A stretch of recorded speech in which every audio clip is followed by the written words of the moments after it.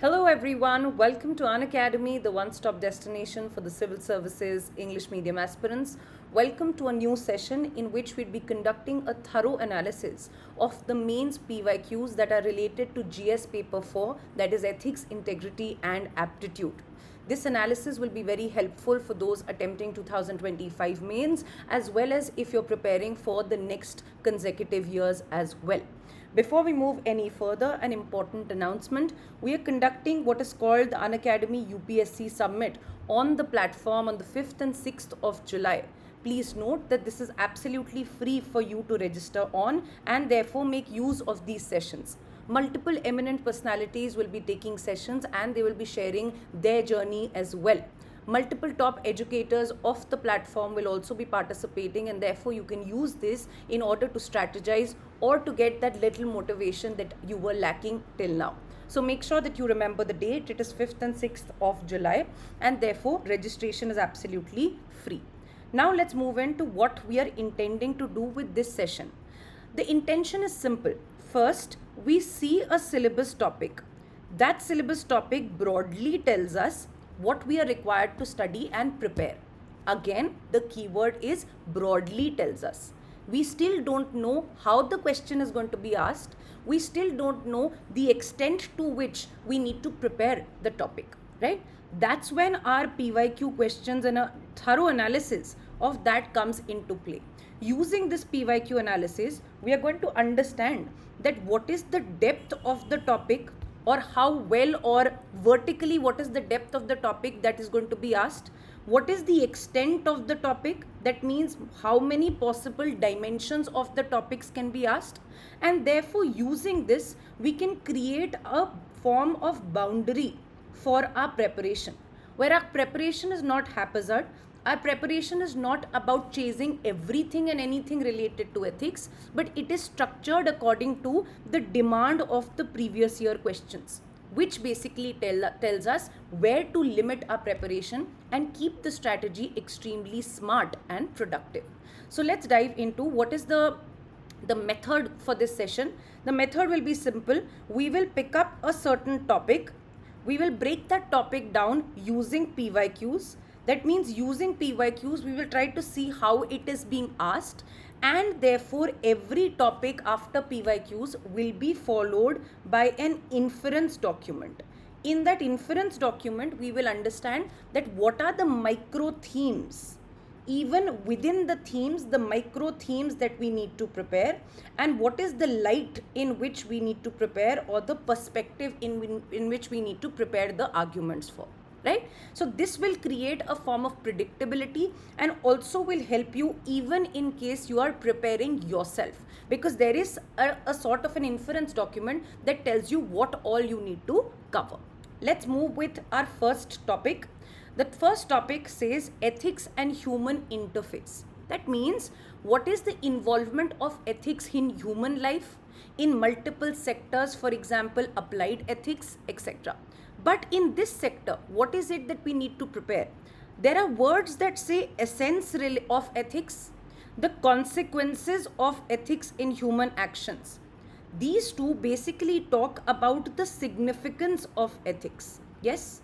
Why is it important to ensure any form of ethical conduct in human actions, or why should ethics dictate how different sectors are regulated, be it medical ethics, be it environmental ethics, so on and so forth, right? So this is more about the significance and the role ethics plays when it comes to proper human actions, and also in reforming the society, making a nation just, and also having an impact on the global order, multiple stakeholders per se, right? So another set of topics that are written here are relating to determinants.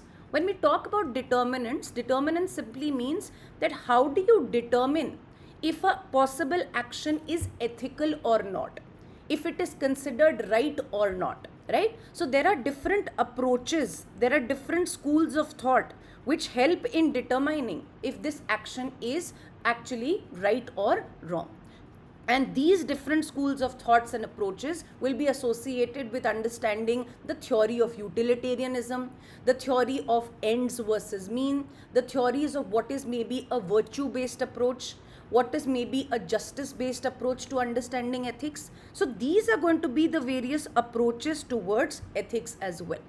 Another aspect of this is also saying dimensions of ethics. That means the applicability of ethics in various fields. That means what is it to apply ethics in personal lives? What are the type of professional ethics that exist? For example, are they set of media ethics? Are they set of medical ethics? Are they set of ethics related to governance or public services, right? So in different fields, what are the codified norms, etc., that define or restrict a certain action in that area, right? So this becomes more about the applied nature of ethics. Then this topic also talks about human values, right? That what is it that you value, a belief that you have. For instance, do you value, or in Indian society, is there value attached to the family system? Is there value attached to the joint family system? Is there value attached, or do people value what is called as elders and respect for elders in the society, right? So these kind of aspects are values, and these are, how are they formed? That means how are the values formed? The second aspect becomes the factors or reasons behind the formation of such certain values. Now you would know that different societies exhibit different values. For instance, the value attached to a joint family, taking care of the elders, continuing in the house of your parents, or maybe elderly care, are values associated with the Indian society. As compared to that, the values associated with the Western society can be about individualism, not collectivism. It can be about nuclear families. It can be a trend associated with children just coming out of the houses or leaving their houses even when they're about 18 years of age, right? So the value system is very, very different in different contexts and cultures. So here we also need to figure out what are the reasons and determinants of these formation of values. Is it the society that defines? Is it the education that you are receiving that defines? Is it the role of media or social media that defines? So this becomes the reasons or factors that determine how a value system is formed in a society or not, right? Of course, a certain subset of ethics, that means ethics is about what is associated with formal associations in a codified manner, while morals are very personal.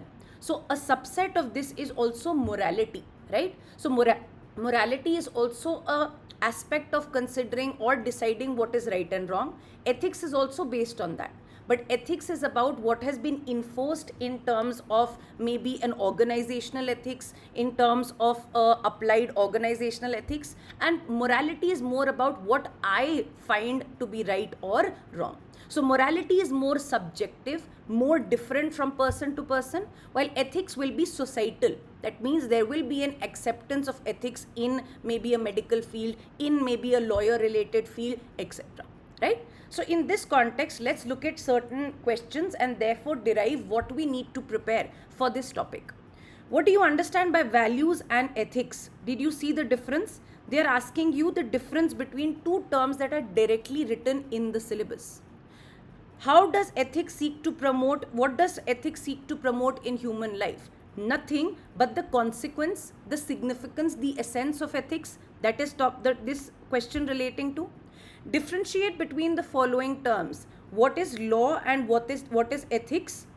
The difference between the two. What is meant by environmental ethics? This is nothing but a question on applied ethics, on dimensions of ethics. Yes, so environmental ethics. The current internet expansion has instilled different set of cultural values. As we had discussed, are values different in different cultures? Is culture the sole determinant of values? That means what are the reasons, what are the factors that decide the kind of value system in a area? Is it in conflict with traditional values of today? That means, is the value system changing? Is it evolving? Discuss the role of ethics and values in enhancing certain components such as national power, human capital, etc. another set of question simply on the role of ethics or the consequence of using ethics in multiple areas, to enhancing human capital, to enhancing social capital, etc. Nothing, but it still goes back to this. What is the significance? What is the role? What is the impact in different fields? Let's look at other questions.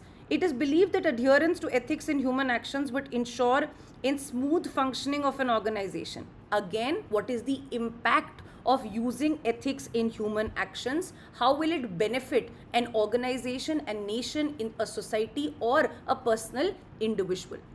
Ethics encompasses several key dimensions that are crucial in guiding individuals and organizations. Again, the role of ethics as well as dimensions. What does this mean? That how will we, there are different ethical schools of thought that determine if an action is right or not. So will you use a justice-based approach to determine the legality or the ethical conduct? Will we use the utilitarianism as a theory to determine it? Will we use the rights-based approach to determine that? Will we use a ends versus means-based approach to determine that? So which are the other forms or ways in which we understand what is right or wrong, right? So this becomes an important case. In this context, what do we infer? What do we need to prepare? First and foremost, the question very recurrently is about the essence and significance, just talking about the importance. Now, when you're talking about the importance, you can never talk about the importance without possibly giving the positive impact that it will have in terms of the conduct of the nation globally, in terms of using ethics in governance. So how will it better governance? In terms of personal lives or individual behavior, in terms of using it in society. For example, how will society become more trustworthy towards each other if everyone is following certain ethical norms? This will lead to the increase in social capital. How will this lead to a collective well-being where people trust each other to be good Samaritans, to help any individual when they see any form of accident, etc., to have certain form of checks and balances and integrity in front of each other, and therefore people feel that yes, there's going to be trust in the society. The ideas of justice and fairness, that means how will an individual judge that my action is just or not? That will also have an implication in these kind of aspects. What will be the negative impact is also something that you must know, because there have been certain courts in which they have rephrased this and they have asked that because of the kind of issues that we see in modern day society is because of the non-following or the curbing of ethical values. So if you do not follow ethical values, if you do not follow ethics in personal domain, professional domains, etc., what will be the possible negative impact is also a note that you have to prepare. So when you do this kind of a preparation on the basis of a stakeholder analysis, you will be able to generate different points and therefore prepare the significance. Another important aspect that you need to prepare is the difference between values, morality, and ethics. These are going to be very interchangeable terms, but often are not, right? So what is the difference between values, morality, and ethics? This would simply means value is something that you absolutely believe in, right? It's a belief that you want to uphold a certain value. For instance, you value the notion of success. You want to be successful and therefore you work very hard in order to be successful, right? Morality will be associated with how do you think success should be achieved, right? Whether will you do certain activities, whether will you only focus on profit or not, right? So how you conduct yourself in order to achieve that value or in order to achieve success will be about your morality, your differentiation about what is right and wrong. And ethics is about if you are in a certain profession, the profession requires you to follow certain norms, and those are professional ethics as well. An example being, for instance, there is a lawyer that wants to or that values the notion of success and wants to be successful, right? In terms of morality, he basically does not want to take up a case of a dreaded criminal, but that criminal has an ability to pay a lot, and therefore that paying capacity of the criminal can be very, very influential for the success of the lawyer, right? But in this case, he knows that this is the accused has also basically spoken to the lawyer. The accused has also told the lawyers about certain confidential aspects about what he has actually done, right? So his morality is basically saying that I do not want to defend him in this criminal case, right? But the lawyer is also cognizant of certain very important information that can go against the criminal. Now, his ethics or his lawyer-related ethics would say that it is important for you to not discriminate against your client, and in fact, the confidentiality of your client becomes very, very important, right? So this kind of a conflict between values, morality, and ethics is a difference that you must prepare a note on. Second, you need to know what are the approaches and perspectives, as we had done, what are the dimensions on which all perspectives or school of thoughts can ethical decision be judged. Some people say that ends justify the means. Some say that no means are also equally important as compared to ends. For instance, when we speak about the father of the nation, Mahatma Gandhi, when he decided to pursue the dream of the freedom for the country, how he was to do it, he did not compromise on the means. Even though it took many years, but he did not compromise on his belief in non-violence, right? So the ends did not justify the means for him. He did not want to change his approach, right? Utilitarianism is maximum good of maximum number of people. That means the legitimacy of an action is judged by if maximum number of people are positively impacted. Simply that. Virtue approach is about upholding certain characteristic traits. That means virtue approach says that certain actions and certain virtues, for example, the virtue of honesty, right? The trait of honesty should be practiced at all times, right? So honesty at all times will be the right thing to do or the ethical thing to do, right? But the individuals that are speaking about ends determining whether an action is right or not, they can criticize the virtue approach by saying that according to the virtue approach, if a terrorist has come and asked you that what is the religion of the person standing next to you, and you have already seen the terrorist shooting people on the basis of religion, in that case, should you still be honest? No. In that case, your honesty can cost someone's life, and that becomes the ethical dilemma between these. Justice approach, of course, means the idea of ensuring that fairness is upheld. The idea of justice, if someone is absolutely downtrodden, they can be given more assistance in the form of affirmative action, etc. So there are various approaches. Something like this you need to prepare. When we talk about dimensions, please understand the trend is a lot towards this now. Why? Because UPSC does not want to just check your theory-based knowledge. They want to check if you can apply ethical issues or identify ethical issues in the current affairs that you read. That means, what are the ethical issues associated with maybe GM crops? Are individuals or human beings, are they right in order to change or modify the environment, right? So environmental issues are there. Do human beings have the right to pollute the environment even though they are just holding the environment or the planet for the next generation?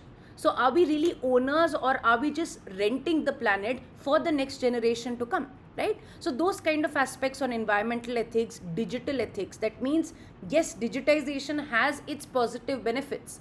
Digital services, access, better efficiency, etc. But what about data related privacy violations, right? What about tech related ethics? That means, yes, AI, industry 4.0, etc. have a very good impact on national economy growth, etc. But don't you think those kind of technological upgrades are also going to impact the workforce or the ability of workforce to continue? Or is there going to be a volatility or a negative impact on human being and their basic manual labor, right? So these kind of dimensions in applied ethics are also very important because they are written directly in the syllabus topics, and they also ask a lot when it comes to these applied ethics, right? Now, in terms of values, did we see the question? What we need to prepare in values are that what are a certain set of values that are possessed by the Indian society as compared to the Western society, some basic examples. Along with those examples, we also have to talk about the shift and the change, because we had seen a question which spoke about the evolving nature of values, right? They are not static, they are open to change. And therefore, a dedicated note on the factors responsible for change becomes important. Is it the education that is changing? Is it the exposure to world culture that is changing? Is it the exposure to social media that is influencing? Is it the shift in morality, how people see something as right or not now? Is it the notion of good life? How do we see a good life? Is it just materialistic but also spiritual, based on peace, etc., right? Or is it the law that is also helping us change our set of values? So all the factors that are responsible is something that we need to prepare a note on along with examples. Please also note, we need to also prepare a note on a counter argument where we say that yes, values, some values, or in some pockets of the country, some values are changing. But there are also certain good values that we are retaining, right? Or there are certain bad values or regressive values that are maybe not changing. So counter argument also is very important for us to prepare, because this is also a way in which they can ask, right? Another set of questions are based on morality. Morality is basically mine or your opinion, a personal opinion about what is right or wrong. And this personal opinion can be based on multiple factors: the society that I grow up in, the culture that I'm exposed to, the socialization that I've had, for example, my family related beliefs, the education system, what they have been speaking about, and the law of the land also has an impact on change in my moral thinking, right? So with regards to morality of action, one view is that means are of paramount importance, and the other view is that ends justify the means. The exact discussion that we've already done, the dimensions to ethics, that how do we come to a decision about what is right or not. There has to be a basis, there has to be a criteria, and these are the criteria or basis or the principles on which this judgment has to be made, right? So certain examples of ends versus means in defining morality. What is meant by constitutional morality? This is associated with certain judgments in light of constitutional morality, where we said that we will, in a democratic country in the 21st century, we will not allow for morality to be formed only on the basis of religion, culture, etc. That discriminates against women, right? That discriminates against maybe the entry of a woman to a temple, and therefore violates the idea of justice in ethics, of equality, of fairness in ethics. And therefore, by permitting Sabrimala or entry in the Sabrimala temple, we are upholding the morality, the judgment of right and wrong that is discussed by the Constitution, where the Constitution upholds values of equality, liberty, and justice. So here morality defined not by religion, which is discriminating, not by culture, which is patriarchal, but by constitutional values and ideals. A system of morality in which is based on relative emotional values is mere illusion, a thoroughly vulgar conception which has nothing sound and it is nothing true. What does this mean? This is a quote-based question. This basically means that if your morality, your judgment or ideals of what is right and wrong, if it is easily shakeable, if it is easily modified, if the application of this morality is dependent on your emotional state, then that kind of a morality is absolutely useless. Why? Because this moral understanding is not having an impact on your action. It is not helping in controlling your action. So ambiguity in moral decisions, how strongly you have these moral views, how strongly you have these moral principles, that will determine if you continue to stick by them even in case of crisis, even in case of threat, even in case of temptation, even in case of any adversity, right? So application of morality, is it automatic? Or is there any ambiguity when it comes to the application of morality in action? That is a theme that we will also prepare. The concept of just and unjust is contextual. This is similarly when I told you that morality and values of a place differ from one place to another. That means what is considered morally right in one place is also different from what is considered morally right in another place. For example, there are countries in which the opinion or morality towards same-sex couples or homosexuality is extremely favorable, while there are also countries which are conservative, orthodox, and there the opinion towards transgender, same-sex couples, LGBTQIA sections is adverse, right? So therefore this is contextual. What is considered right and what is considered wrong is based on context as well, right? Now this had two features. One, morality changes from place to place. That means there is a spatial aspect to it, and also morality changes from one time to the other. That means what was considered moral maybe 200 years ago might not be considered moral today. For instance, sati was a very prevalent practice in the 1800s, 1700s, but today it is not considered right. That means it is injustice against a woman to expect her to also end her life after the death of her husband, right? So this is what we talk about, how morality is not absolute, but there is morality, relative morality as well. So the concept of relative morality or morality being different for different regions and being different for different times becomes a theme. Let's understand our inferences. First, we need to prepare what is morality determined by. That means what constitutes my moral opinion. Is it the law? Is it the constitution? Constitutional morality. Is it the social values, culture, religion, social family socialization, the opinion of my family, education, peer groups, media, etc., right? And therefore we also need to hold a little bit of a comparison. What comparison?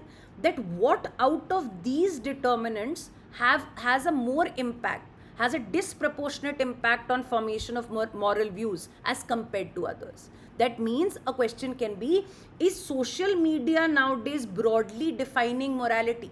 Yes, as compared to maybe what is the religion, what is socialization, etc. This kind of a comparison is something that can also be asked, which has not been asked yet, right? Second notion that we've understood is the argument about rigid and changing. Of course, morality is not rigid, it changes according to context, and therefore the idea of relative morality and contextual. Both contextual in case of space, something permitted in one country, something not. In terms of time, something that was considered immoral and now considered moral, and therefore there is flexibility to that, right? The last argument which we had did when we talked about ambiguous nature of it, right, is the argument that will morality, if I have a moral view, will that always guarantee an ethical conduct by myself? That might be not the case. For instance, if my moral view is about, for example, if a person's moral view is adverse to the idea of homosexuality, but ethical understanding says that no one should be discriminated against, there should be justice and liberty also should be served for those individuals who maybe have a different sexual orientation, right? Even in that context, what is a conflict? There is a conflict between what I consider right and what is the ethical right thing to consider and do. So there might be a conflict between ethics and morality as well. The second is also about other factors determining my action. That means if I know that this is the moral thing to do, but in the context of threat, in the context of fear, I do not uphold my moral views, I work in counter to what my held view was, that will basically be that my moral views are not very solid. They are ambiguous in nature. They are not very rigid in nature. And this is what the question that we had also discussed. So these two arguments need to be prepared when you talk about, is morality always a guarantee of ethical conduct? Let's come to our second topic now. The second topic basically says attitude, okay? Content, structure and function, its influence and relation with thought and behavior. That means what kind of an impact can attitude of a person, the thinking of a person, right, the basic outlook of a person have on the performance of the person, the behavior of the person. Yes, so this becomes an important aspect. Moral and political attitude, social influence and persuasion. Basically, if we break this topic down, this is about how, or structure, content and function is about how the attitude is formed. What are the factors associated with forming an outlook of a person? Is it a previous experience? Is it a negative outlook associated with it? Is it a positive past experience associated with it? Is it the culture that is defining my outlook, my opinion? Am I being influenced by my peer groups? That means the social pressure. So what are the factors that are associated with the formation of attitude? This becomes one dedicated analysis. The second dedicated analysis being, what is the impact of different kind of attitude on different kind of performance? For example, what kind of attitude should a bureaucrat or a civil servant must possess? Is there certain desirable traits in terms of the outlook that he or she must possess? If yes, this kind of an attitude, how can it help in the performance of their duty? What will be the positive implications, right? This part, the last part, is relating to how will the attitude, or if there is already an attitude and an outlook that is being formed, how can it be changed? Can it be changed by social influence, or can it be changed by persuading the other individual? Yes, what are the success of these kind of tools that are used in order to change an attitude? Are they successful? Do they have limitations? These kind of questions. Let's look at the kind of questions now. What factors affect the formation of a person's attitude towards social problems? That means when I create an outlook towards maybe gender, right? Is this created associated with any hierarchical understanding? Is there a patriarchal attitude? Is there an attitude relating to egalitarianism? That means, do I see a society as equal, or do I discriminate on the basis of caste? That becomes my attitude towards the social identity of caste, towards people of a different religion, of different caste.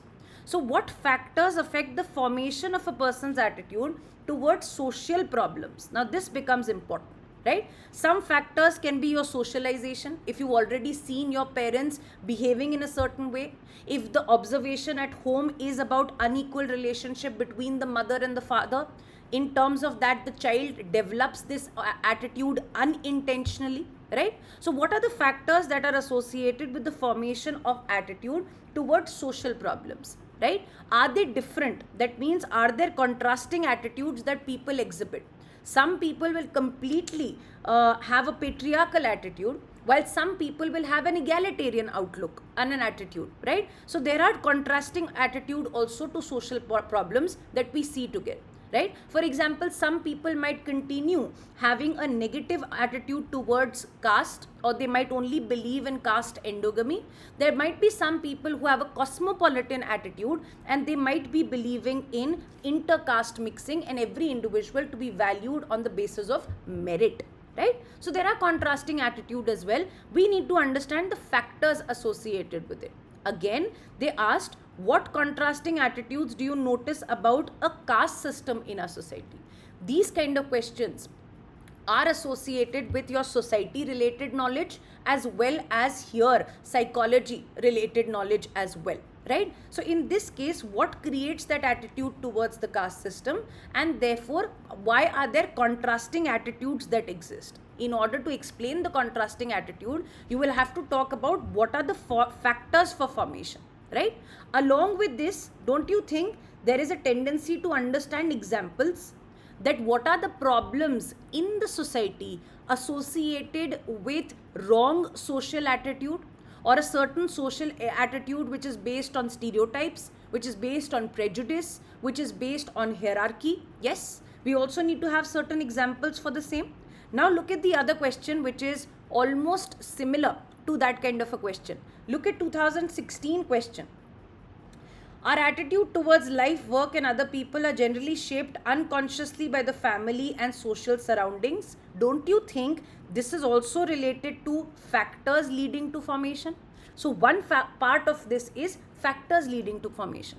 The other part of this basically says some of these have been unconsciously acquired attitudes and values that are undesirable in today's time and society.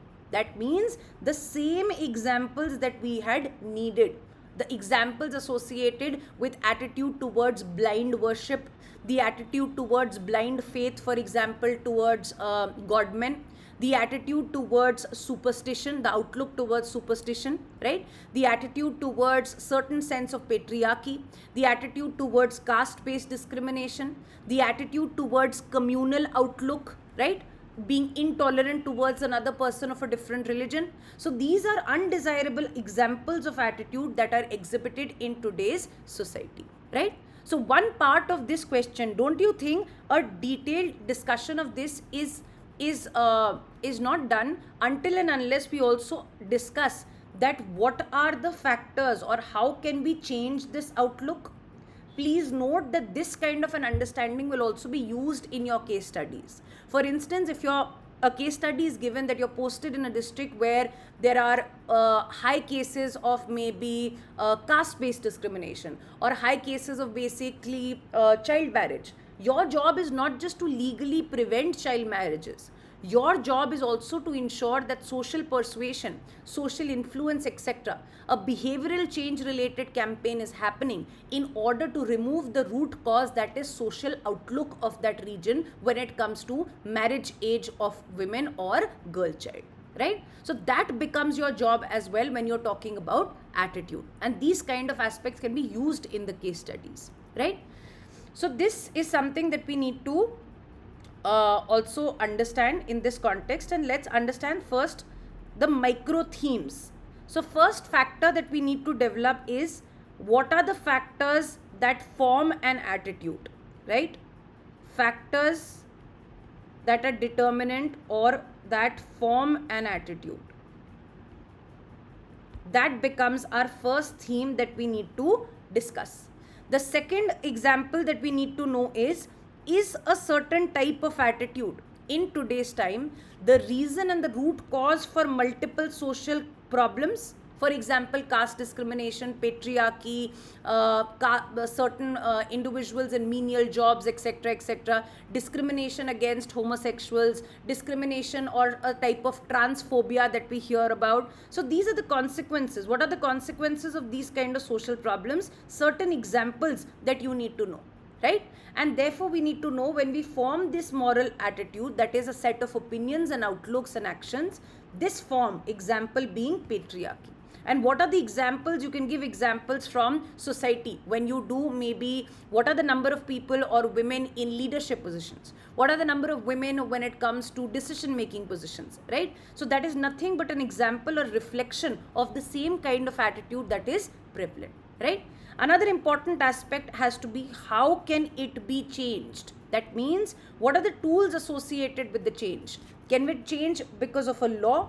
Can we change with maybe a campaign of a popular celebrity? For example, you would have seen Mr. Bachchan coming and basically taking up the aspect related to polio, right? Or aspects relating to change in attitude when it comes to financial scrutiny, etc., right? So this persuasion, social influence, etc., becomes important as well, right? Now let's look at other aspects as well.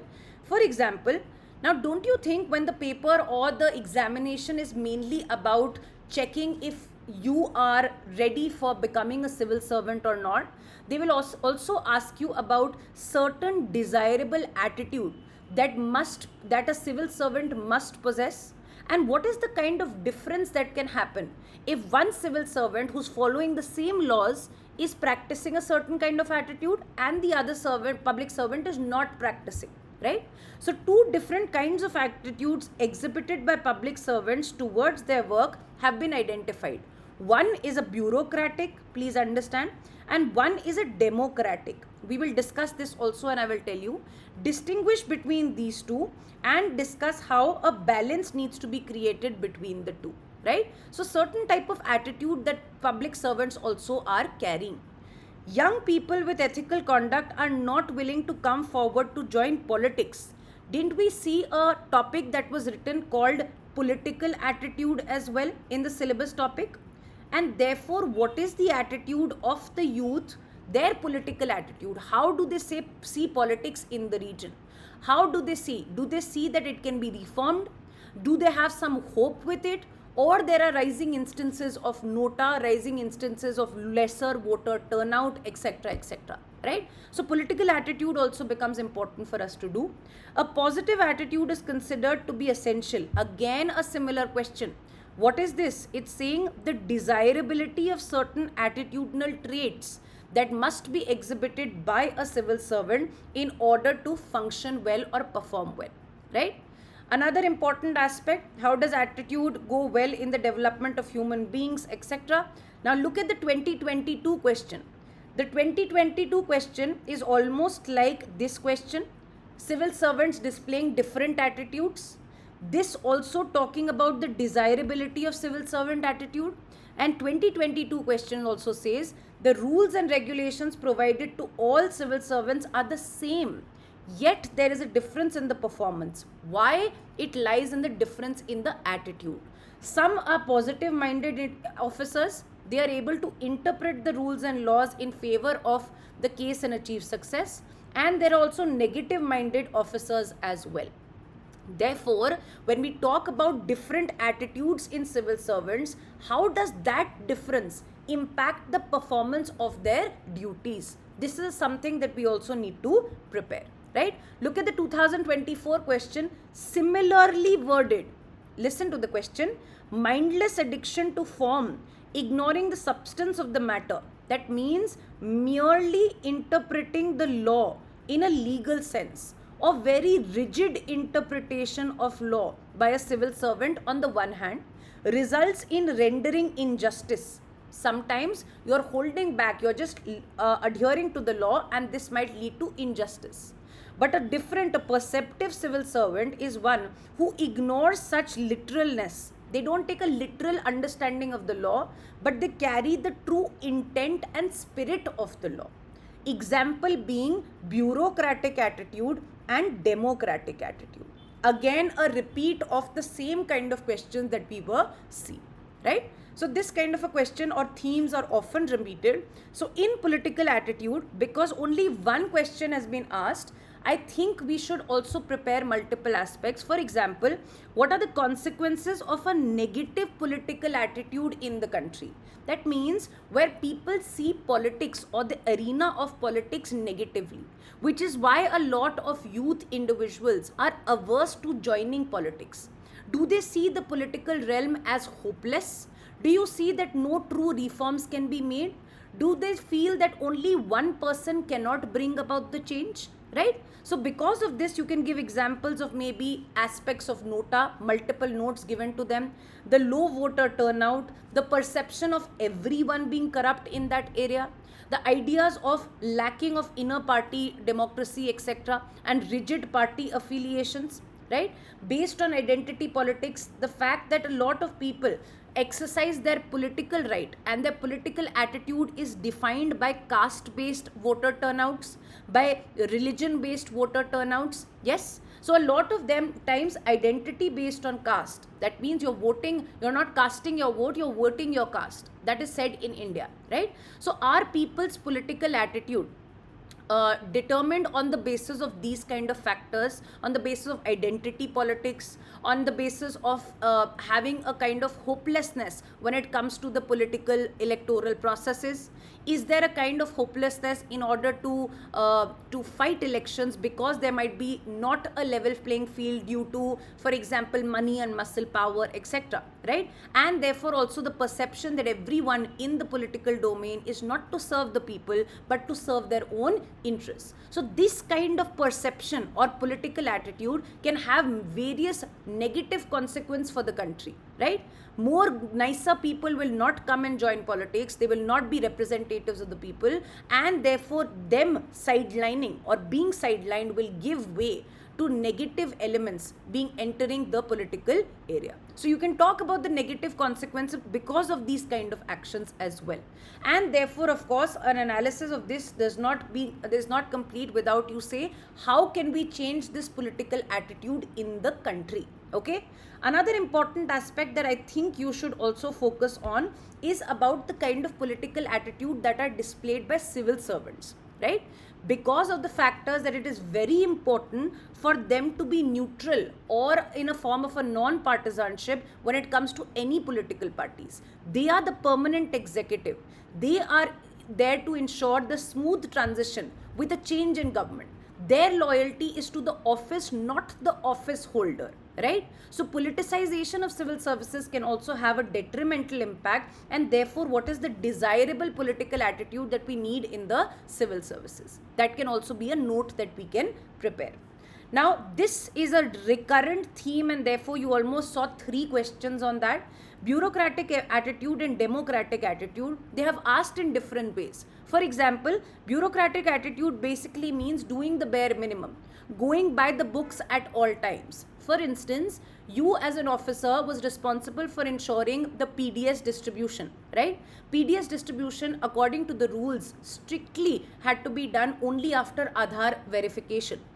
You knew that Aadhaar verification is not happening at a pace that it should be happening because of the lack of internet supply in that region, because of the lack of electricity supply in that region, because of certain fault in the devices, etc., right? But you have been giving strict information and authority that you can only ensure the PDS distribution, ration distribution, after the verification. Now, in that case, there is a woman who has walked maybe 10 kilometers to come to that PDS shop. She barely has food. In fact, she does not even have food for securing her next meal, right? And therefore, if you turn her back, it might be even the denial of the most basic right, that is food. In that context, are you right in order to interpret the law harshly and deny her the right to food, a basic right? Or you understand that you have been holding the office mainly for public welfare, and therefore you tweak the law, you allow for certain flexibility, therefore upholding public welfare, right? So this becomes 2 different attitudes as well. Bureaucratic attitude is about strict literal interpretation of law. Democratic attitude is about upholding the spirit of law, right? This is more negative or minimum in possibility. This is more positive and associated with a positive, optimistic and problem solving attitude that a civil servant possesses, right? An example or a dedicated note that you also have to prepare is about the difference in attitude. How different attitude displayed by civil servants, even though they have to implement the same set of laws, can have a significant difference in the performance of their duty or impact on society, right? So this becomes important. A note also on desirable attitudes in civil servants. What all do you need them to do? Should they have certain risk-taking abilities? Should they have certain problem-solving attitude? Should they have certain optimistic attitude in order to successfully implement their vision?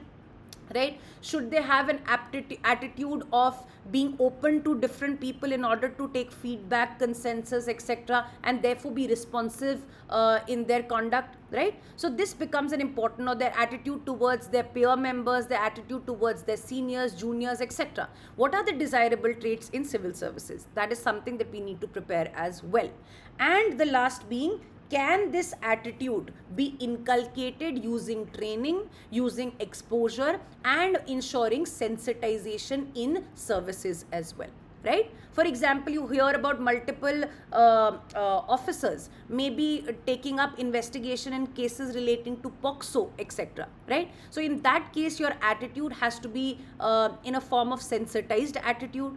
Your attitude should be not high-headedness where you are feeling like you're doing an obligation for the first person, rather in the matter of service, that it is your job to be there for that person, right? So that kind of a change in attitude also has a major performance on the performance of duty of a individual. That is all that you need to do when it comes to attitude. Please note that this kind of aspects you will use in your case study. And in your case studies, you will say that in terms of attitude, the idea is to ensure that yes, social persuasion and social influence also have to be used in order to change the prevalent social attitude. And therefore, you will also discuss a comparative success rate. That means you will say that when most of the problems are perpetuated by this attitude, what is the comparative success rate? That means when you use social influence, right? Social influence in the form of boycott, that some members are boycotting the other members, right? They're influencing the other members. Can this have a good success rate? Or just persuasion by going and requesting the other person, can that have a better success rate in the change in outlook, right? So you also discuss the comparative measures. That can law create a change in attitude? For instance, you will give an example that even though we have prohibited the practice of dowry, but has that changed the attitude of the society towards this practice? Maybe not. It does continue in one of the most concealed forms, for example, gifts given to the couple, right? So this becomes an example as well of the comparative success. Now let's move to another topic. This topic is fairly simple yet very important. It talks about certain values that a civil servant must possess in order to deliver the expectations of his or her duty well. Some values are written, for example, the value of integrity, impartiality, dedication to public service, empathy, tolerance, etc., etc. Right? So these are written in this context. There are also certain other values that have been asked. For example, courage of conviction has also been asked earlier in PYQs as well. So how do we prepare this? Let's first look at the questions. Indicate two attributes which are considered important for public service. You basically just have to say two values that a public servant officer must have. What do you understand by the following terms? It's simple. What do you understand by integrity, by perseverance, by spirit of service, that is dedication to service, commitment, and courage of conviction, the ability to stand by what you absolutely believe in, right? Integrity without knowledge is weak and useless, but knowledge without integrity is dangerous and dreadful. This is basically a comparison about how we don't just need efficient civil servants. We don't just need competent, qualified civil servants. That is the bare minimum. We also need to ensure that the leadership or those individuals who have been given the power, they also have integrity in order to use that power in a right manner and not misuse that power, right? Which is what the statement is saying. Knowledge without integrity, that if an individual is absolutely brilliant in what they do, but they lack the integrity of doing the right thing, it can be dreadful. Why? Because they can use that knowledge, that great knowledge, for a bad intention. Have you heard about multiple cases where, for example, engineers, very, very qualified engineers, have been used by ISIS and terrorist related groups? That is basically knowledge without integrity, right? So this becomes important as well, that in today's time, there is a need to balance. And in fact, it is very important to maybe, if at all, have lesser efficiency, but at least utmost integrity.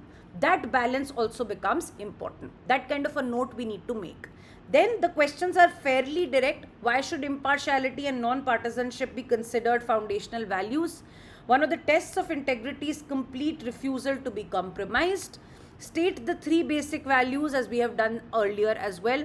The repeat question almost, should impartiality and being non-partisan be considered indispensable?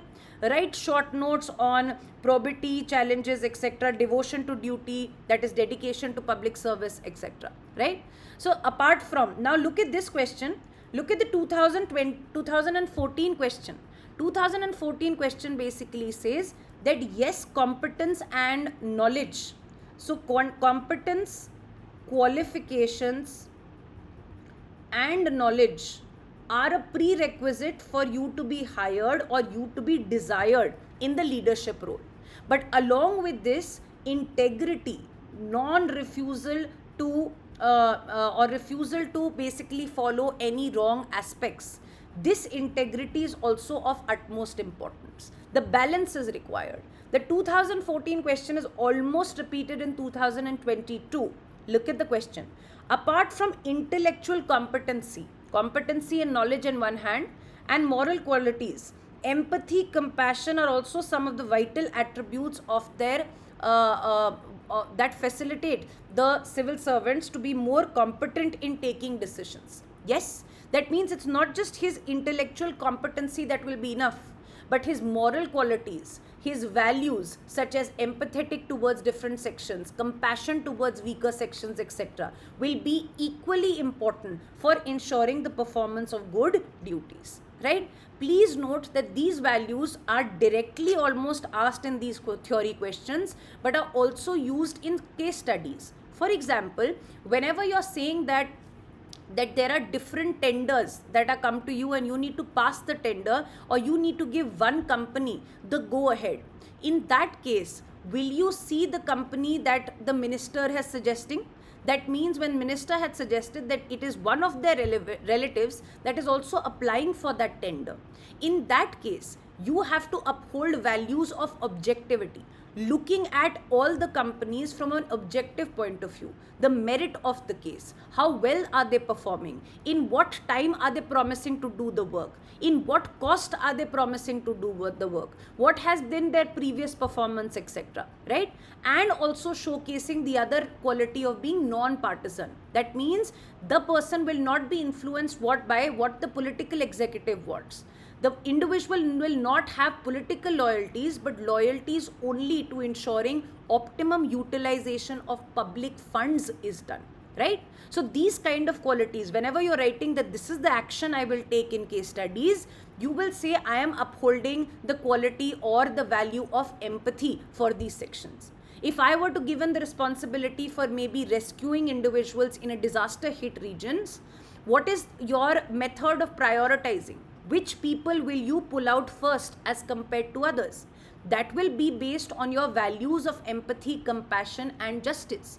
That means being empathetic, you would understand. You will almost step into the shoes of children, of persons with disabilities, and women. And you will understand that they are more vulnerable in a conflict hit region or a disaster hit region as compared to the others, right? So therefore, you would prioritize them coming out first as compared to the others. When you've taken this decision, it is in sync with empathetic and compassionate values that you have showcased. This is something that you have to give example of in case studies. So how do we prepare this theme? First, we say what are foundational values, the ones that have been mentioned in the previous year questions, as well as the ones that are mentioned in the syllabus topics, right? A basic definition of this will be enough. Along with this, you say why are they significant for civil services way more than other professions. For example, a data analyst might not have to have these kind of compassion, empathy, objectivity based values, right? Because their job is purely based on competency.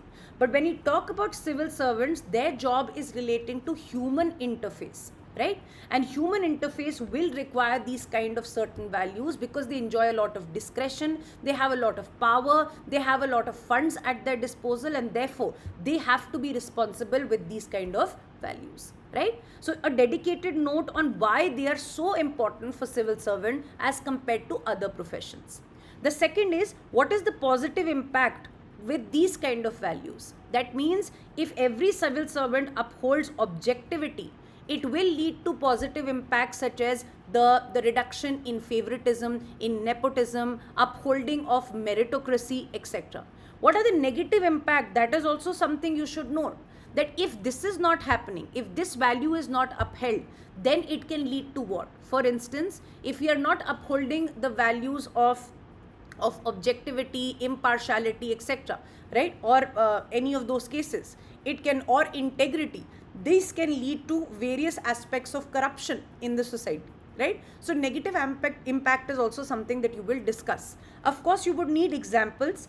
Please note, since the syllabus topic is relating to public servants, the examples, at least one should be of a public servant, but examples can also be of other leaders exhibiting this value, right? So other leaders exhibiting these values, for example, dedication to public service, courage of conviction, etc., etc. Courage of conviction simply would mean that even if it is an unpopular opinion, even if it is an opinion that is not going to bring about external validation, you still stand by what you believe in. For instance, Mahatma Gandhi, during the time of non-cooperation movement, he he was criticized a lot for suspending the movement after the Chauri Chaura incident, but he was convinced, there was courage of conviction, that only non-violent methods can be used, and therefore he was not okay to compromise on those values, right?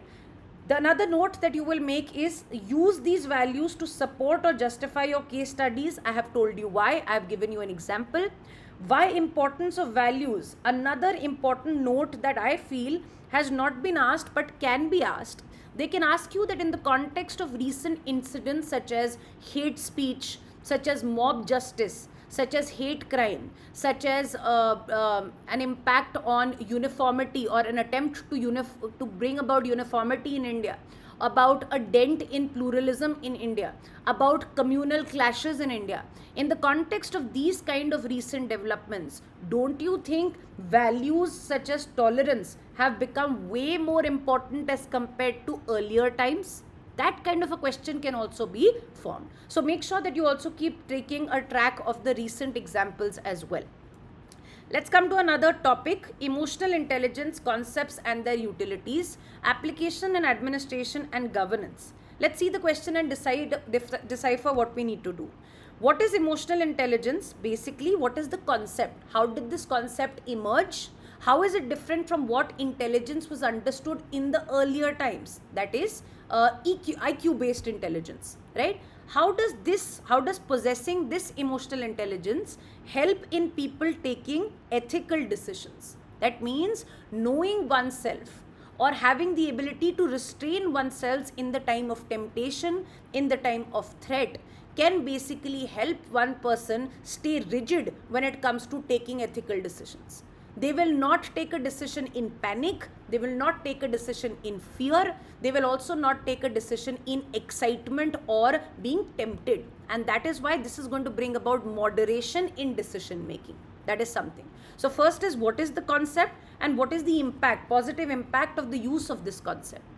Anger is a harmful negative emotion. Now they picked up one type of emotion and they've asked about the inability to hold that kind of emotional maturity.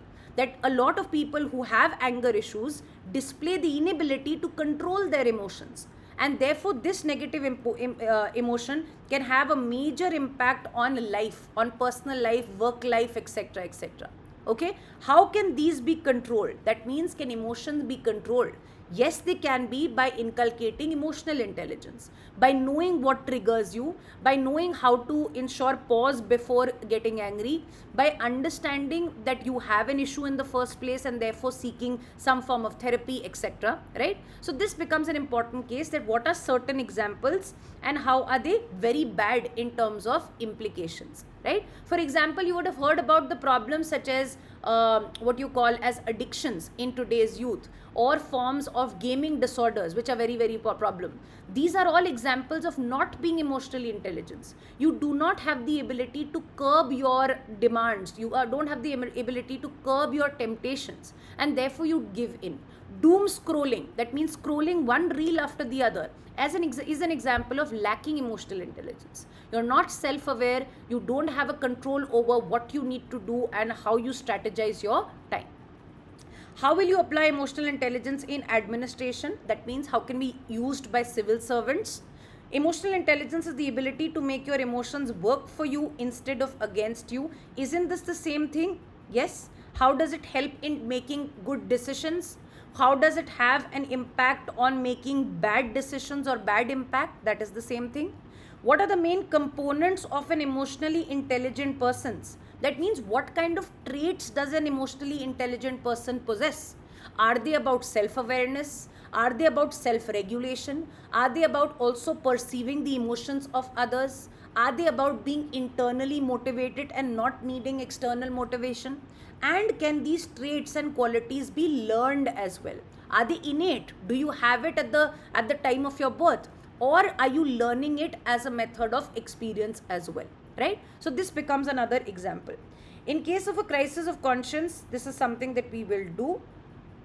I'll come to that, but I'll discuss this first. So the inference and micro themes that we discuss are, how did this concept emerge, where intelligence was considered only as unidirectional, only associated with IQ, how did emotional intelligence come up?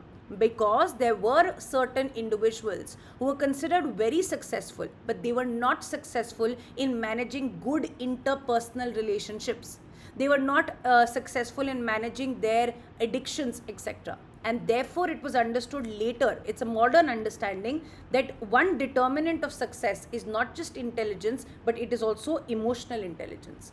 Don't you feel in today's time, where you have to work in a team, when you have to run an organization, when you also have to be a leader, for example, as a civil servant, you must have the emotional intelligence to in a way express your emotions to others, to interpret their emotional state, to use their emotional, or to also motivate them in a time of distress, to be self-motivated, to basically have the ability to practice restraint in times of distractions, right? So these are very, very important traits for any leader or any human being even today, right? What are the components? This is also something that we need to prepare. For example, self-awareness, self-regulation, interpersonal skills, internal motivation, etc., etc. Significance and implications, that means why is it important? What advantages can it have for individuals as well as for civil servants separately? For example, if a civil servant is posted in one area, okay, and there is a lot of pressure when it comes to the mob, right? The mob is basically restricting you and telling you that you cannot arrest a self-styled godman who has been accused for raping a child, a minor, and therefore has a POCSO case against him. You have been entrusted with the responsibility to go and arrest that self-styled godman, but he has a lot of followers. They are trying to restrict your job, and therefore the mob is charging at you. At that case, at that time, in order for you to not panic, in order for you to not or maintain your pressure, to be calm in a state like this will be a true test of your emotional intelligence, right? For example, you would have heard about MS Dhoni being called a Captain Cool, right? And therefore he was considered one person who does very, very well even when the country is or the team is under pressure, where they may be chasing a target with very selected balls that are remaining, right? Even in that case, he's displayed very good emotional intelligence by keeping it cool, by not panicking, by not underplaying in terms of pressure, right? So this becomes important, and you can also give examples of emotional intelligence displayed by different people. And last note that you need to prepare here is, can it be built, right? Can it be built by maybe exercising of journals? Can it be built, for example, by parents teaching their children to practice restraint? For example, not giving into the demand of the children every time the child asks something. That is called delayed gratification versus instant gratification. The current topics that can be asked in this context are associated with rising cases of addiction, rising cases of anger issues, anxiety, ADHD kind of issues, the practice of doom scrolling, brain rot, etc., etc. Those are all related to emotional intelligence, right? So this becomes important in that context for you to prepare, and this is all that you need to do. Now let's come to this topic. This topic is often considered one of the most dreaded topics, simply because of the fact that there is no extent or boundary defined for this topic. Moral thinkers can be thousands. Philosophers from India and the world again can be thousands and thousands, and we do not know on which all regions will UPSC focus on, right? Also, just reading their biography or just reading their views alone are not sufficient to answer the kind of questions that they asked in quotes-based questions. Please note, I'm just trying to give you a generalistic, simple understanding of how to cater to this topic or tackle this topic. First, there are multiple quote-based questions. That means they give you a quote, and on the basis of that quote, they basically tell you that how do you interpret this quote in today's time? What do you understand from that quote? And that is something that you will have to talk about. Most of the quotes are from this region, where the quote is going to be about a prominent thinker or a philosopher, right? Now, I want you to take some time and look at these quote-based questions and realize that it is not the biographies that you picked up Swami Vivekananda and you just read his biography from one side to the other. That is not what is going to solve the problem. Rather, identifying themes, certain repeated themes that are going to solve the problem for us. For that, let's look at the question. I count him braver who overcomes his desire than who overcomes his enemies. Now, in this context, this kind of a question, don't you think when you talk about desires, addictions, temptations, right? These are to do with your emotional stability. These are to do with your emotional intelligence and having the ability to moderate, having the ability to practice restraint, having the ability to self-regulate, having the ability to even be aware that I have these kind of desires, right? So don't you think this question did not need you to go and read about all views of Aristotle? Rather, this was to be traced back to a syllabus topic, that is emotional intelligence, and therefore thought in that context.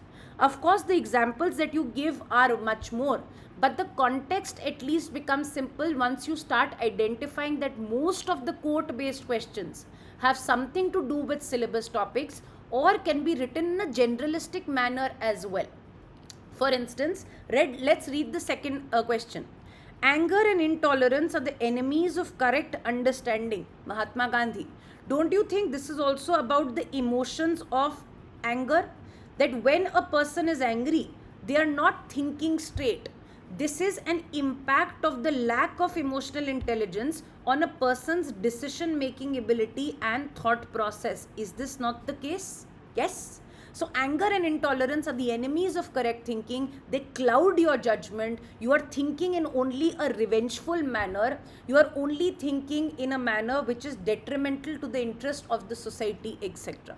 Right? This is again about emotions or the lack of ability to handle your emotions when it comes to this. Right? Again, do not hate anybody. Don't you think hate is a very powerful emotion? Hate is in fact a very extreme negative emotion. Do not hate anybody, because that hatred comes out from you must in the long run come back to you. Isn't this a context about the consequences of this negative emotion?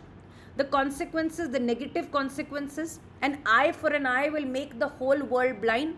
Revenge taken by one nation against the other nation leading to constant retaliation, right? Leading to a loss of lives, etc., etc. So this is about hate as an emotion and the negative consequences of the same, right? And how it will perpetuate further hate and come back as hate as well. While when you talk about other emotions such as love, values of tolerance that we have done in public service values, those will bring about better reciprocal impact, better gratitude, and therefore better peace and stability in the whole world, right? An unexamined life is not worth living. Now look at this statement also.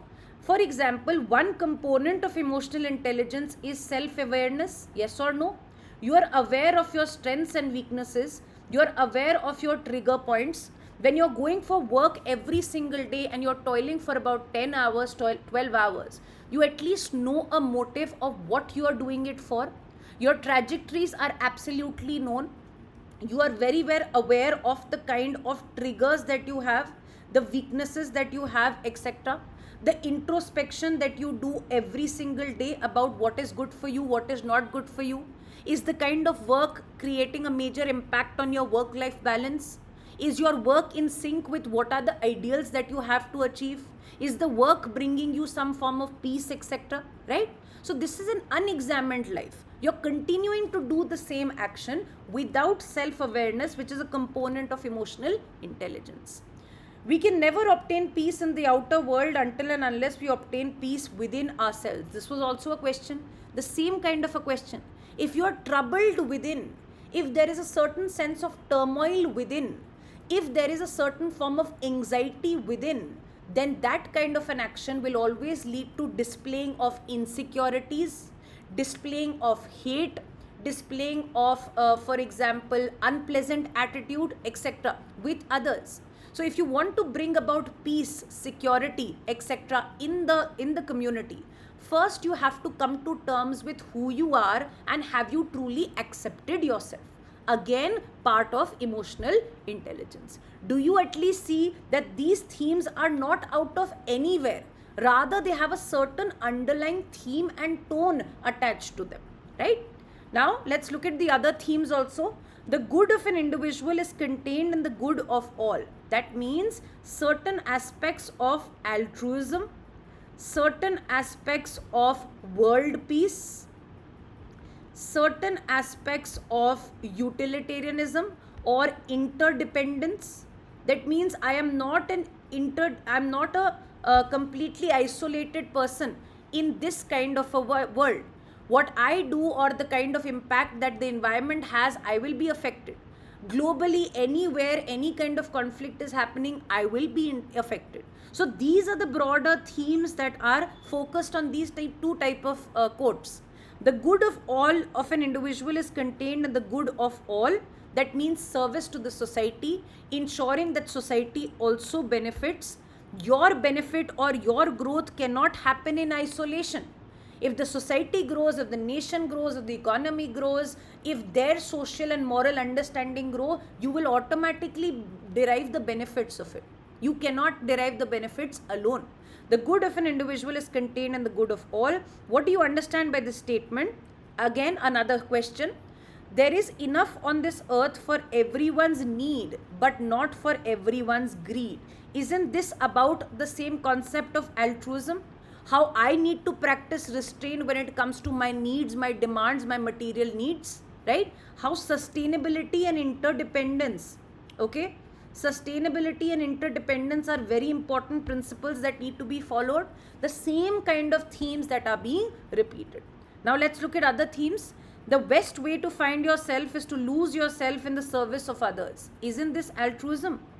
Isn't this about working for the greater public good? Isn't this about empathy and compassion? Isn't this about the values of empathy and compassion that we did, right? Condemn none. If you can stretch out a helping hand, do so. If not, fold your hands and bless your brothers and let them go. That means whenever you are contributing to the society, don't contribute in a negative way. Do not become the reason why someone will have an unpleasant day. Do not become the reason why someone will drown in self-doubt. Rather, if that is the kind of contribution you want to give to the society, stop yourself. Don't say anything. If at all you want to contribute, then contribute pleasantly or in a positive manner by giving a helping hand. The simplest acts of kindness are far more powerful than 1,000 heads bowing in prayer. What does this mean? This simply means that the most ideal form of worship is worship of humanity, right? Service to mankind is service to God. That is basically the aspect. The acts of kindness, the acts of altruism, the acts of doing something for the society, giving back to the society is very important. Very similar theme about social responsibility of yours towards the others as a theme that is being retained in terms of kindness, in terms of empathy, in terms of compassion, in terms of a helping hand to the downtrodden section, etc., etc. Right? A man is but the product of his thoughts. What he thinks, he becomes. Now, don't you think this is associated with the kind of attitude and outlook that you carry? For example, if your attitude is absolutely pessimistic, before even starting a job, you have thoughts that how will this be done? How will I reach that destination? You will only lead to procrastination and you will not even begin the task, right? But if your attitude is positive, if your attitude is of looking at the glass not as half empty but as half full, the work is half done, I only have half more to go, that is something that he will become, right? So this is relating to the positive attitude that a person can have, and that can have an impact on his future trajectory. Learn everything that is good from others, but bring it in and in your way absorb it and do not become others. This was asked in 2024 recently. Don't you think this is also on the similar lines? That a person with a positive attitude, a person with a reciprocal attitude will take up inputs from everyone, right? But his attitude is not of blind imitation. Rather, he will use his critical thinking, and therefore he will have a critical attitude to ensure that which all of these kind of suggestions work very well for me, right? He will also have a creative attitude, and he will say, why should I be limited to all the best practices that have already happened in the world? Why should I not innovate something new, right? So learn from anything, and this is relating to the attitude of a person only, that is good from others, but bring it in, absorb it, but do not become others. Do not ensure blind imitation. For example, everything that is of the Western civilization is not necessarily good. Certain Indian way of life are also absolutely good. So that is an attitude towards globalization, an attitude towards westernization, a critical attitude, right? So this becomes important. I hope these kind of themes are helping you in understanding how to do the quotes based questions as well. Let's come to another topic. This topic is relating to what are the problems, basically the ethical issues and dilemma, the conflicts that are faced by individuals in private institutions or public servants. Please understand, most of the case studies are about these ethical dilemmas or conflict of interest. A conflict of interest is different from ethical dilemma. A conflict of interest being that you are a judge, you are supposed to be giving a judgment in a case, and you found that one of the clients in the litigation is related to you. In that case, your personal affiliation and relationship with that person can have an impact or can influence the objectivity of your decision making or professional duty. That is conflict of interest. An ethical dilemma is about choosing between two wrongs, right? Something is also considered wrong. That means if you uphold one choice, you're going to compromise on the other's choice. There's not a difference. In ethical dilemma, the choice is not between right and wrong. The choice is between right and a lesser right, and the choice is between a wrong and a lesser wrong. It is a relative difference in that context. For example, ethical dilemma can be in the case of a doctor. A doctor has his medical ethics, or her medical ethics basically says that you will treat every individual irrespective of their identity. You will not discriminate. Your basically duty is to save lives. While there is a mob that is standing in front of you, and they are saying that this particular terrorist or criminal has led to huge amount of distress to the society. He's a serial killer, he's a serial rapist, etc. And therefore, if you allow him to die, you're not doing anything, but you are just allowing justice to happen on its own. In that context, what do? If you save him, you feel bad that you've not allowed for a person who has done such bad deeds to be punished.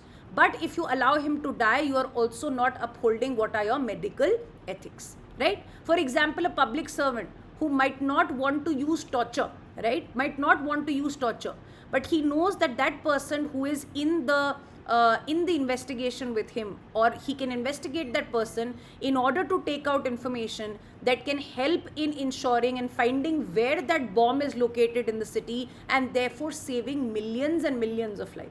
In that context, will he resort to torture or not? That becomes an ethical dilemma, right? So these kind of ethical dilemmas are asked a lot in case studies. A second theme is about what are the sources of ethical guidance. What guides you in following an ethical decision, in taking an ethical decision? Is it the law that guides you?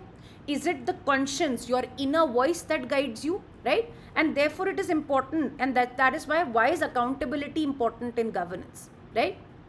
How to strengthen ethical and moral values in governance, and what are issues associated with international ethics and corporate ethics. This basically is the syllabus topic. Let's read the questions. Public servants are likely to confront what is called as conflict of interest. We had already discussed this. So what is conflict of interest? What are the problems if we do not resolve that conflict of interest? Conflict of interest in the public sector arises when official duties and public interest and personal interest are taking priority over one another, or personal interest can have an influence on your public duty. What is meant by conflict of interest? Again, the same thing. It is not enough to talk about peace. One must believe in it. For example, this was a question in 2024. They basically interlinked two types of topics. One, international ethics, or ethics associated with arms deal, ethics associated with disarmament, or are arms deal related to or that are upheld by developed countries, and the developed countries are also upholding these kind of arms supplies because most of their funding is coming from these industries. Is it right that they are doing this even when it is creating a form of arms race in the global area, even though these arms are supplied, and in fact they believe in the continuation of war so that these industries are continuing to supply the arms? So there is a conflict of interest between the interest of the industries, the interest of the economies of the developed world versus the impact it will have when it comes to global peace and stability. So a combination of international relations and conflict of interests. So what do we prefer in inference? What are the kind of conflicts? Certain examples that we need.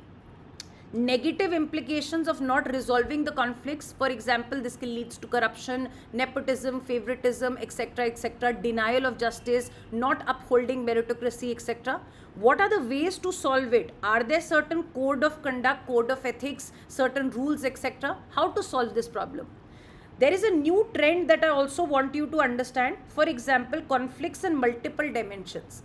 That means in the area of democratic ethics or parliamentary ethics, is there any kind of conflict of interest when it comes to the role of the speaker, the role of the governor, the office of prophet, and also the independence of the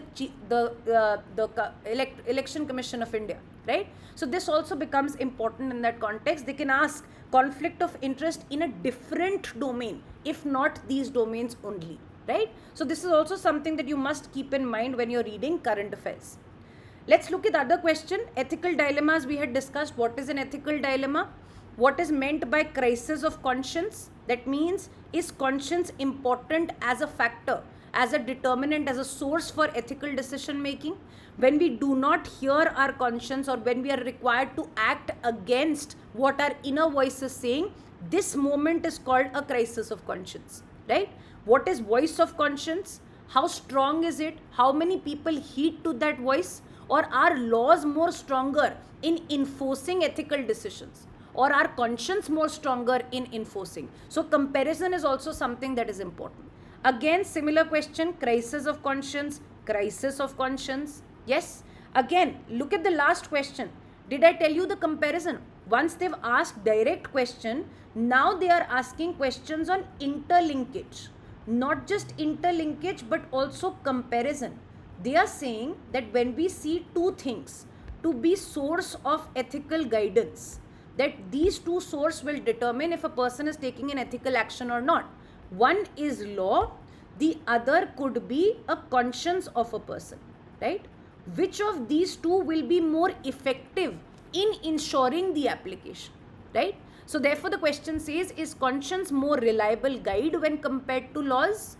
In the context of ethical decision making, you have to make a comparison. Yes.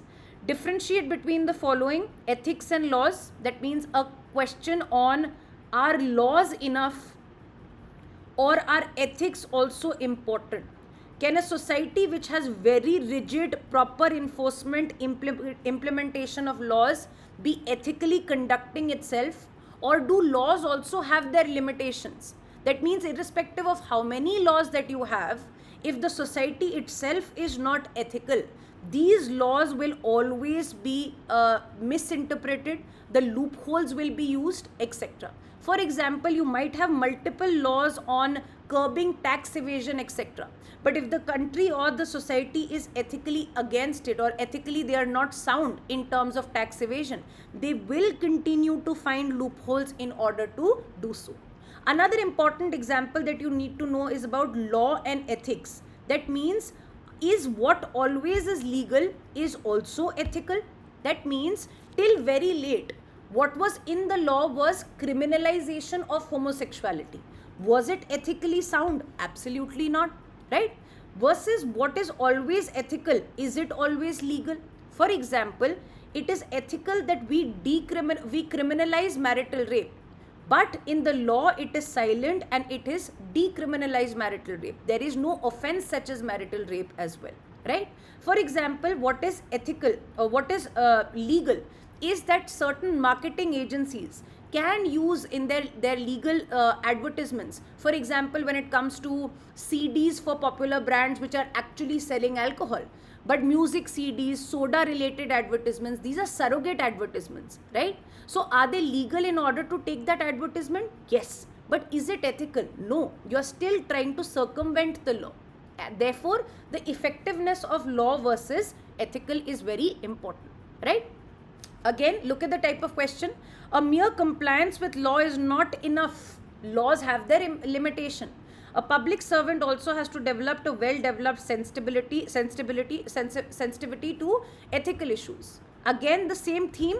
Laws and ethics are considered to be two tools for controlling human conduct, right? And therefore, ethics. Look at the similar theme in 2022. So, similar theme here. Similar theme again here in 2022. Ethics is knowing the difference between what you have the right to do. Legally, you have the right to take up these advertisements. But should a celebrity who has social responsibility, should he endorse these kind of chewing tobacco related, companies related surrogate advertisements? Absolutely not. So this becomes a question. Laws and ethics, etc. Again, look at 2024 question. Very predictable. In law, a man is guilty when he violates the rights of others. That means only when it is proved, only when the sentence is given, only when someone is found out, only when it is enforceable that you are guilty. In ethics, the person will have self-responsibility. In ethics, the person will be compliant to the inner code that he has to his conscience, and therefore ethics are a true guarantee. In ethics, he is guilty if he even thinks of doing so. Don't you think this was a very, very predictable theme in this regard? Yes.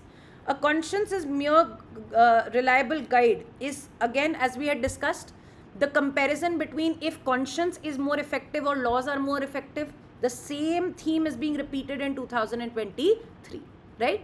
Of course, if they are asking about laws that have an impact on ethical understanding, etc., they had to write or ask about the new law, that is the Bharatiya Nyaya Sanhita, which has replaced the IPC, etc., in order to ensure that what are the treatment relating to justice, provisions on punishments, is it rehabilitative justice, is it retributive justice, etc., etc., right? So they did ask about this law as well associated with ethical understanding, and that is why we see that more and more they are associating ethics along with current affairs, what is happening in the current affairs as well as the ethical understanding of it. So here we prepare ethical dilemma, what competing values lead to an ethical dilemma, examples of it, and how to resolve it. When we see role played by laws and conscience in ethical decision making, what is the comparison in effectiveness, the positives and negatives? That means, are there limitations of laws in order to ensure enforcement? Are there limitations on conscience, etc.? What is crisis of conscience? When we talk about a comparison between ethics and laws, we need to understand an interlinkage also. What do you mean by an interlinkage? Are ethics or the ethics of a society, are laws just a codified version of them? Or sometimes the ethics of a society are not reflected in the laws as well. Do laws change the ethical dimensions in the society? That means, can laws come first and therefore they change the social outlook? For example, sati, for example, dowry, etc. So the interlinkage and the impact, the to and fro impact on the same. The comparison also between the two when it comes to effectiveness. For example, examples of what is legal and what is unethical. Legal but unethical, ethical but illegal, right? So this interlinkage also can be a case. For example, we had seen how interlinkage is used. They can interlink these kind of topics, and they can use emotional intelligence topic and ask how can emotional intelligence be used to resolve ethical dilemma. Does it provide stability to an individual? Does it allow for the individual to not panic, etc., etc., right? Current topics relating to ethical dilemmas, please keep a track of these, are relating to, for example, euthanasia, ends versus means approach. For example, morally or ethically, it might be absolutely wrong in order to assist someone in dying. But what if the life that they are leading is worse than death? In that case, do you think it is okay to in fact assist them? and provide them a form of mercy death, where you're not doing a bad thing, but you're relieving them of the suffering that they are witnessing. That becomes an ethical dilemma for a person to take.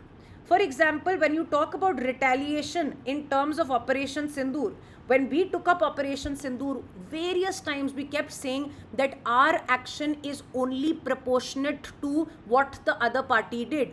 We only took up very precision strikes, right? We are trying to reduce the amount of collateral damage, etc. So as a country, we have the right to retaliate in the context of a strike. But even while retaliation, we have an ethical dilemma that our strike might also have an impact or can have an impact on the civilian population as well. So this kind of an ethical dilemma is also a case, right? When we talk about IR, please understand this topic. Look at the frequency of this topic.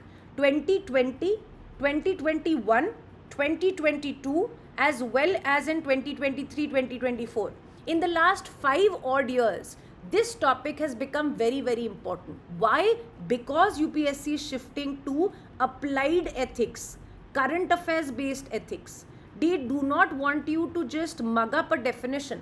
They want you to give examples they want you to understand ethical problems in the events that are happening around you, right? So therefore this kind of a question is asked, or multiple questions on international aid and international ethics is asked. How do we prepare this? First, is there any kind of responsibility of nations to global peace?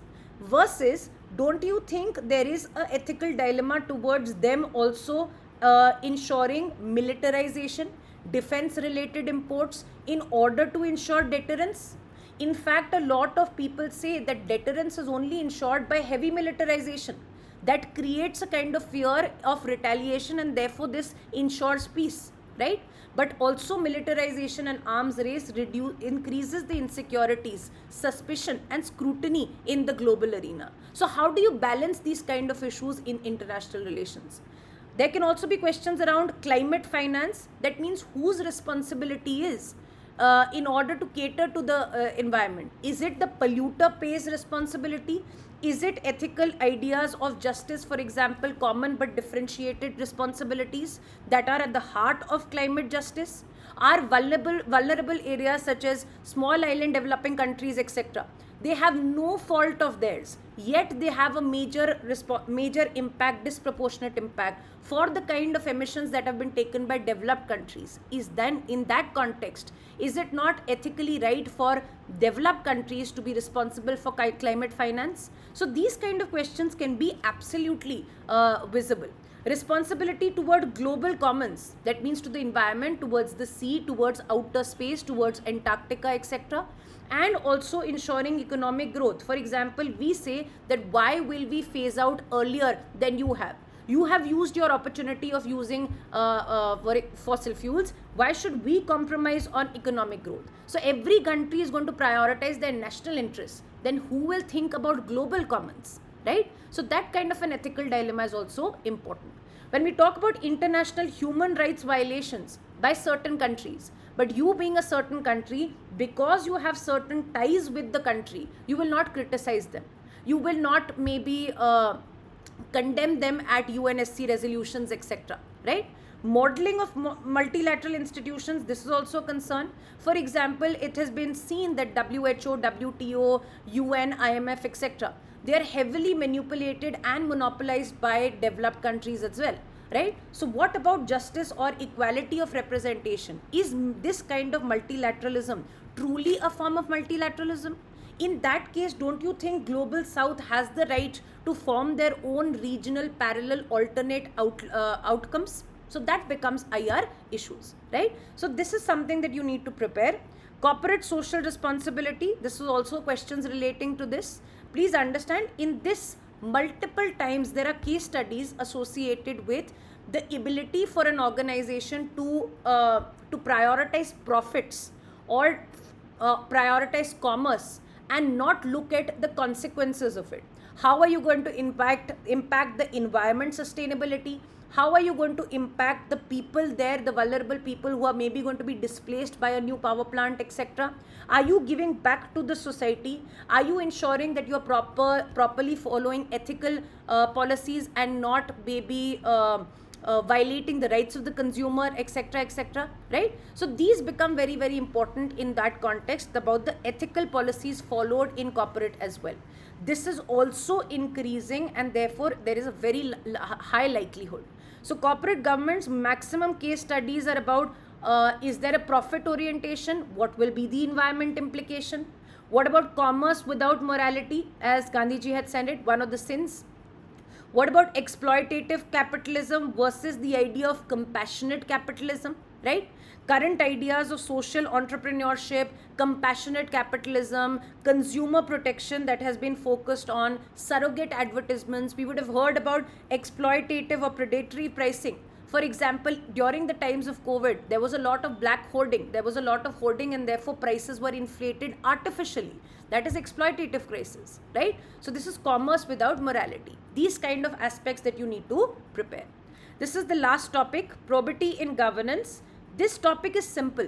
Basically, probity is nothing but a set of principles, qualities that you must uphold in order to ensure that you as a person of trust, you as a person holding a public office is doing the right thing.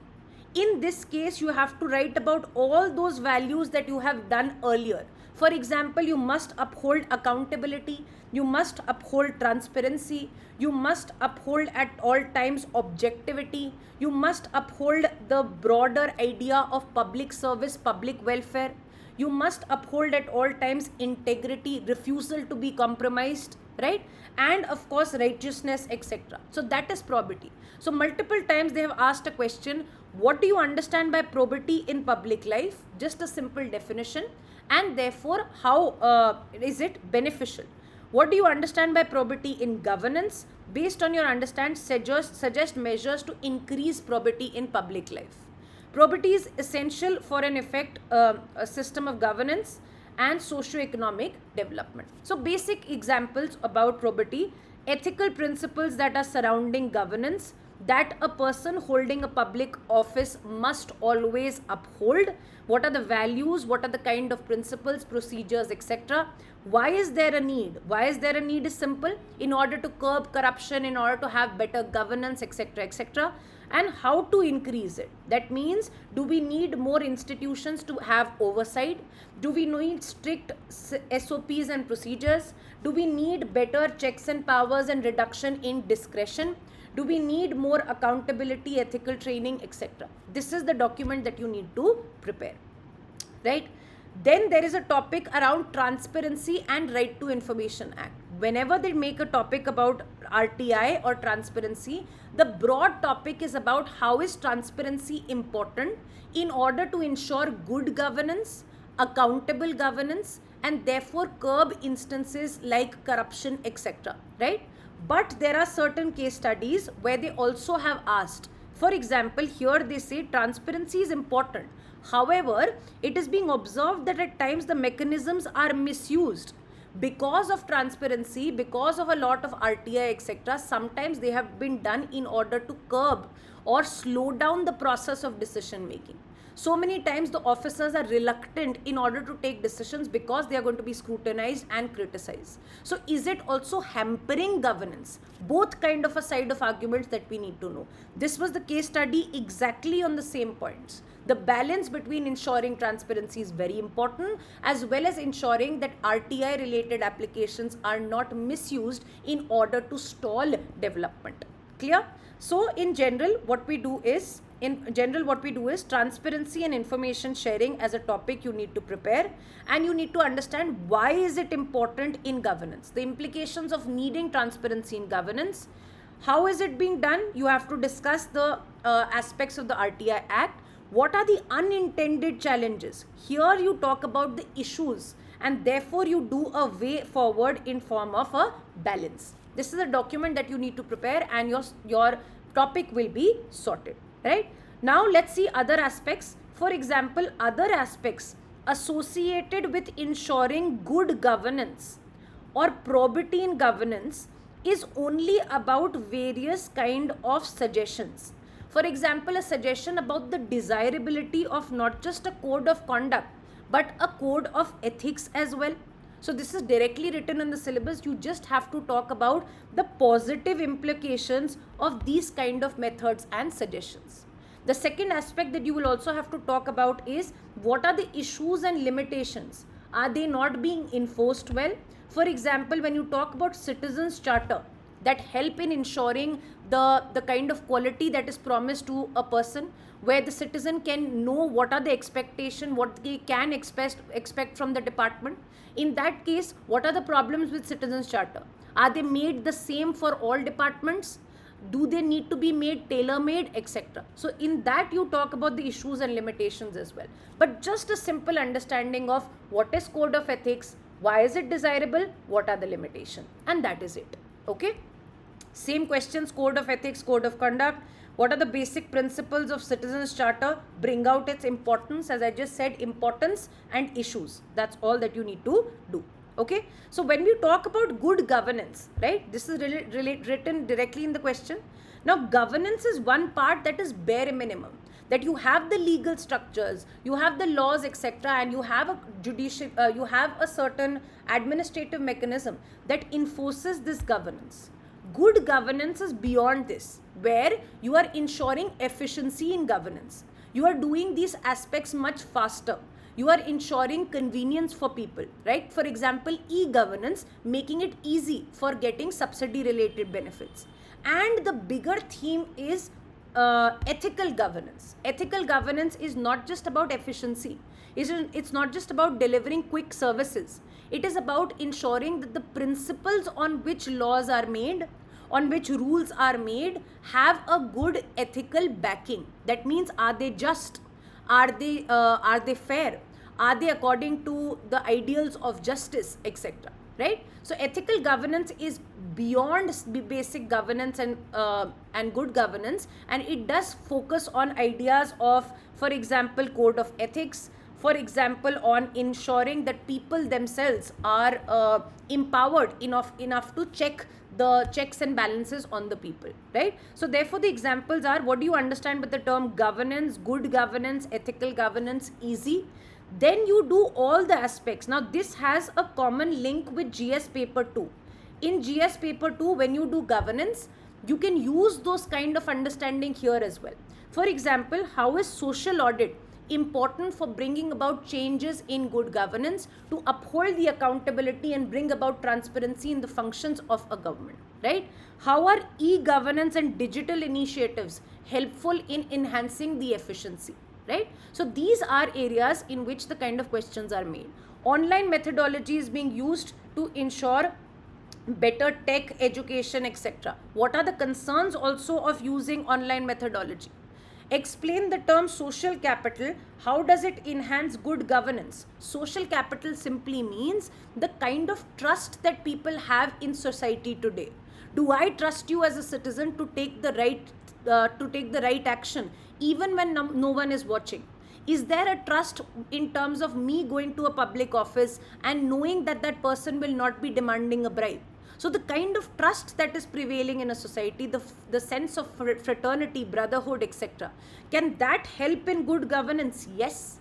People can be more people can trust the administration better. They can have confidence in the administration better. They're not going to protest as much. They're not going to restrict as much. They're not going to scrutinize the actions of the government as much, and therefore governance is going to be smoother, faster, and efficient. So that also becomes another aspect of good governance. But all these are associated with good governance, ethical governance, etc. Right? Now this also, the application of artificial intelligence as a dependable source of input in governance or administrative decision making is governance. That means, can we completely rely on tech?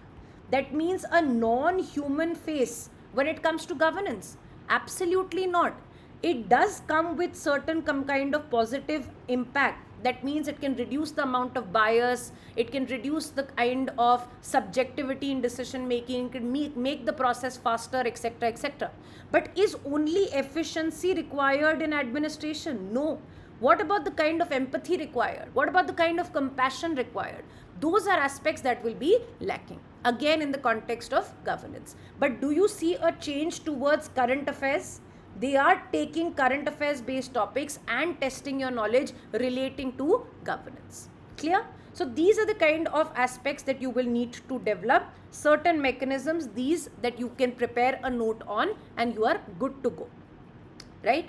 Corruption, of course, becomes the last theme. Various questions on corruptions, but easy questions, broadly centered on what are the causes and reasons of corruption, right? Is it because of the lowering of ethical standards, a narrow conception of life, because of lack of accountability, etc., etc.? What are the types of corruption? That means, does a corruption only mean taking a bribe, or corruption also means refusing to do the duty that you were entrusted with? Can that also be a form of corruption?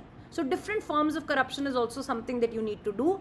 The impact and consequences on the nation, on the social fabric, on social capital, on individuals, etc., etc., right? So everything that you need to know in terms of economy, treasury, etc. How to curb it, legal measures, institutional measures, societal measures, for example, boycott, naming, shaming, etc., and also ethical training. This is all that you need to make for corruption related topic. The questions are broadly can be answered by using these. Clear? Last but not the least, I want you to understand that these kind of questions are the trend now. For example, current affairs related questions, or interlinkage between two topics related questions, or application based questions where you have to derive examples from current day-to-day happenings. The application of artificial intelligence in governance is something that we've already discussed. For example, every part of the ethics paper was about the values that civil servants must possess, the attitude that civil servants must possess, yes or no, the kind of principles that should govern the conduct of civil servants, etc. Everything was about this. What was the only major new kind of a scheme that came in the last 5 years? It was Mission Karma Yogi, that was relating to capacity building of civil servants. And therefore, they directly asked this scheme in that context. It was not an unpredictable question, but it was definitely difficult to imagine because it's become an old topic. It was done in 2020 and it was asked in 2024. But you need to keep an eye for these kind of topics as well, right? For example, look at this kind of question. In Indian culture and value, an equal opportunity has been provided for gender. Now, what they've done is they are trying to understand and test your ability from GS paper 1 and GS paper 2, where you do a general kind of a note about the problems faced by women in services or in jobs. You just had to tweak that understanding and write about the problems faced by women in public services. And therefore, we see an interlinkage not just of topics but also of papers. These are certain ways to identify current affairs and identify ethical dimensions in current affairs. For example, work culture. Work culture is directly written in your syllabus topic, is part of your syllabus topic. And there have been multiple articles about the toxic work culture, right? The expectation or over glorification of work like the West. For example, the controversy on the comments of the L&T chairman, the comments of his when it comes to working on Sundays, etc. The toxic work culture and also the death of an employee in a very prominent MNC, and this becomes a question, and this becomes very possible for 2025 as well, right? For example, here climate financing has been discussed various times, so this becomes a focus. Here, for example, in the context of Operation Sindoor, etc., is it right for a country to retaliate? If yes, how much? What is the extent? How do we justify that this form of retaliation is better than the other?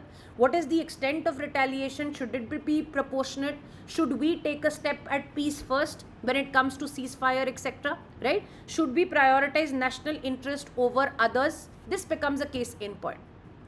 For example, bioethics. That means, is it fine to basically make changes to human body, something which is absolutely natural?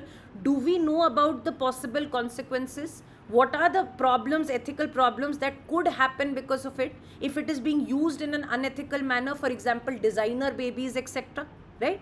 What about issues relating to tech? That means issues relating to data privacy, issues relating to displacing the workforce when it comes to new age technologies such as Industry 4.0, etc. What are the ethical issues around it? These are the ways how you identify the problems associated with ethical issues, right? Last but not the least, if at all you have a case study, generally case studies which ask you about the ethical issues, it is easy to write. But when they're asking you about an ethical dilemma in which you have multiple actions, therefore you have action 1 and you have action 2. The template that you can use is you can mention action 1 as well as action 2 and say I will take this choice which is maybe action 1.